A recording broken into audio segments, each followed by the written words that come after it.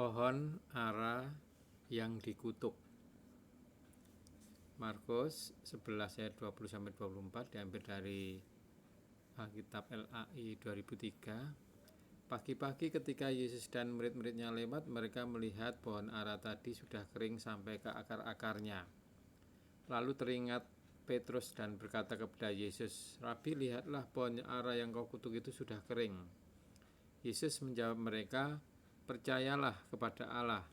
Sesungguhnya aku berkata kepadamu, siapapun berkata kepada gunung ini, terangkatlah dan terbuanglah ke dalam laut, asal tidak bimbang hatinya, tetapi percaya bahwa apa yang dikatakan itu akan terjadi, maka hal itu akan terjadi baginya.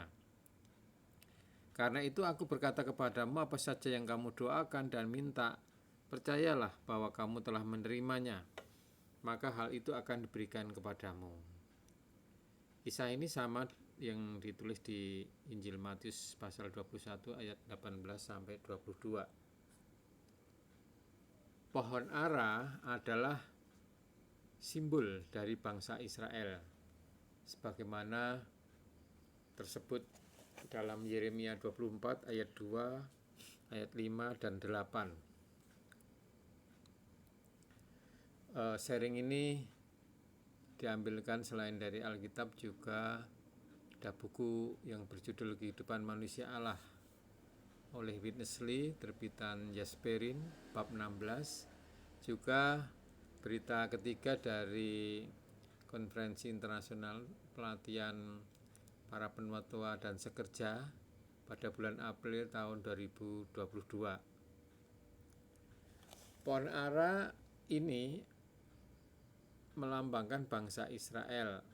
Ajaran manusia Yesus, manusia Allah pertama di sini adalah menurut kehendak Allah untuk dirampungkan demi penggenapan ekonominya. Israel mengecewakan Allah dalam hal ini, karena itu Allah datang pada gereja, bahwa gereja akan menjadi organismenya. Jadi pohon ara ini hanya berdaun, tidak berbuah. Lalu berdasarkan pengenalan Yesus akan Allah, akan kehendaknya, dan demi ekonominya, maka menyudahi kehendak Allah yang ditujukan kepada bangsa Israel ini dan digantikan nantinya oleh gereja. Bangsa Israel ini tidak bisa menjadi organismenya, mungkin hanya bersifat organisasi. Bangsa Israel ini memang memiliki Allah Yehova, kitab Musa dan para nabi, bait Allah yang megah, tetapi mereka tidak bisa menggenapkan kehendaknya atau ekonominya. Yang kedua, kita bisa melihat ajaran tentang berdoa dengan iman. Dalam mengutuk pohon ara sehingga pohon tersebut langsung kering, manusia Allah Yesus mengajar murid-muridnya bagaimana berdoa dengan iman. Jadi hanya mengatakan, berkata, ini adalah satu doa, dan dengan iman maka pohon ara itu kering. Berdoa dengan iman ini adalah berdoa bagi pelaksanaan kehendak Allah menurut ekonominya dengan iman.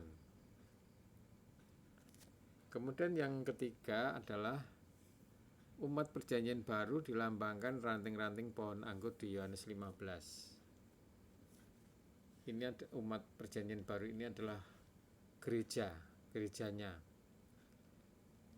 Jadi kalau bangsa Israel dilambangkan dengan pohon ara, maka di Injil Yohanes pasal 15 pokok anggur dan ranting-ranting. Umat Allah ini digambarkan ranting-rantingnya.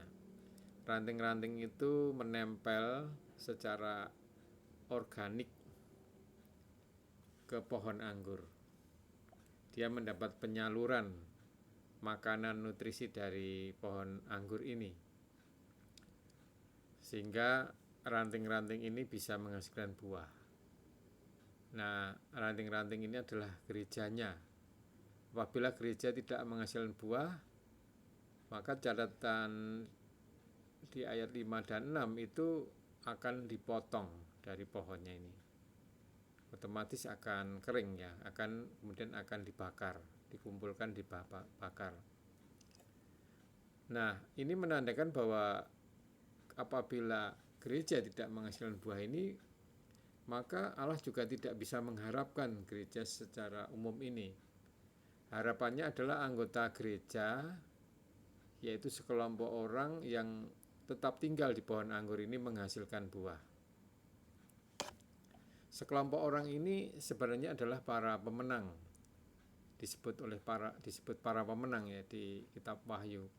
Orang-orang yang memperhatikan perihal memproduksi dan membangun organisme Allah di bumi ini, yang adalah tubuh Kristus, yang nantinya pada perampungannya akan menghasilkan kota kudus Yerusalem baru. Nah, para pemenang ini juga berdoanya dengan otoritas yang dikatakan terjadi, bahkan doa yang memerintah. Yesaya 45:11, Markus 11 ayat 23. Demikian share mengenai pohon ara yang dikutuk ini. Biarlah ini menyadarkan kita tentang harapan Allah kepada kita untuk berbuah. Amin.